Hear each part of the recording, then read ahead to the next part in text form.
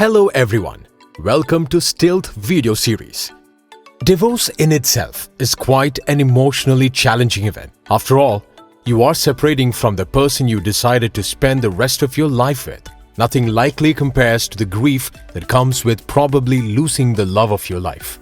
There is only one thing that can make this bad situation even worse, and that is divorcing before you even have your green card interview. But what happens if you divorce before a green card interview? Will you be forced to return to your home country? Is there any way for you to remain in the United States, even though you are no longer married to the partner that was supposed to sponsor your visa?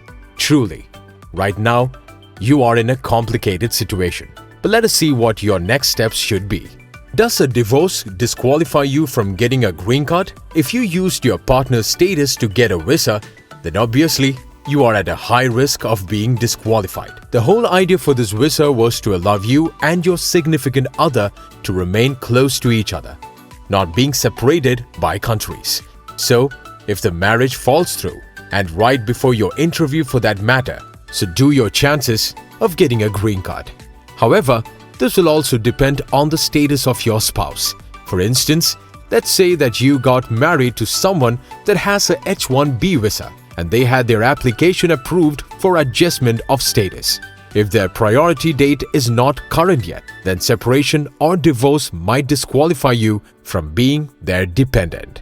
If this happens, you might not be able to get a green card once the priority date goes to current. To put it simply, if you are in the United States on another visa, then your green card application will not be affected.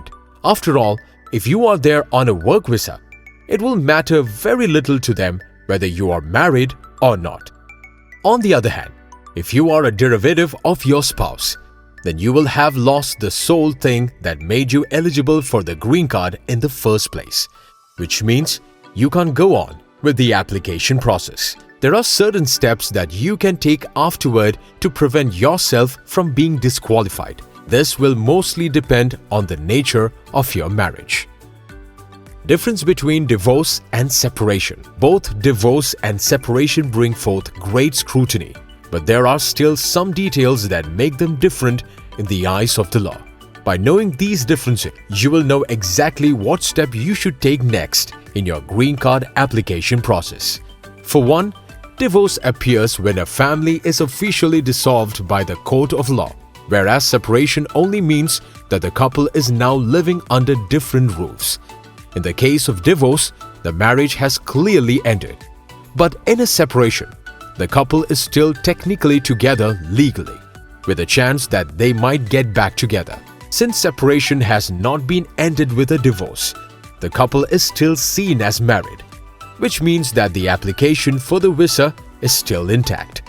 This allows you jointly file for I-751, despite the fact that you have become separated.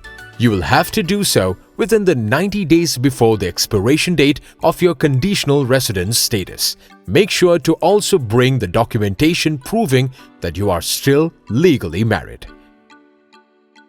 Divorce before your green card interview. When you file for permanent resident status, you start your application process for getting a green card. If you get divorced before your interview takes place, then the result will be based on your US entry status. It will depend on whether your status says you are a primary beneficiary or a derivative beneficiary. If you have been deemed as primary beneficiary for work visa, then you may go on with the application. So, if you are a derivative, then you will no longer have the claims to go on with your application. This also depends on how long you have been married. Marriage to a US citizen does not automatically make you a resident, but it is able to open a few doors. If you have been married for at least 2 years, you may ask for a waiver after legal separation, in which case you might try to get an adjustment of status, that is, for an employment-based visa. Separation before your green card interview. Although separated couples may remain legally married, it is not as simple to retain your green card as you might think. Some states, for example, see legal separation exactly as a divorce, mostly because they believe it's exactly how the marriage will end.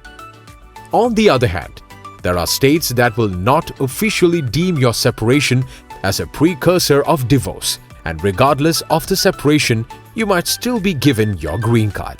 However, you will need to prove that you entered into marriage with good faith and that you weren't just looking to get a green card. You will also need to show that you actually tried to reconcile with your partner before the separation.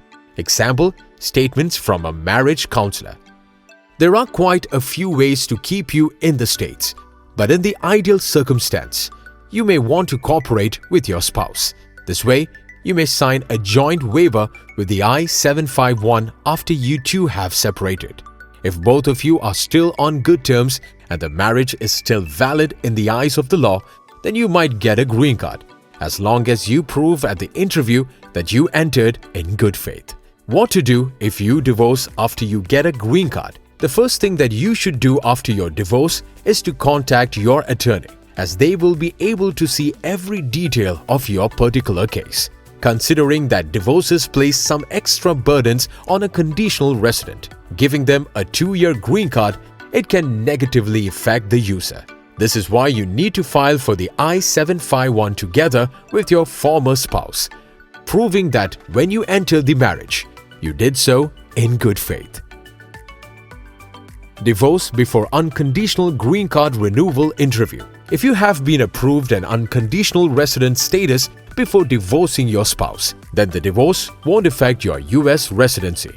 The only way this might be affected is if you had any plans of obtaining US citizenship. In most cases, it takes about 3 years to obtain citizenship, and you will have to be married with your spouse. Otherwise, if you are divorced, you will have to wait 5 years for citizenship, after which the USCIS officials will still inquire whether your marriage was a bona fide or not.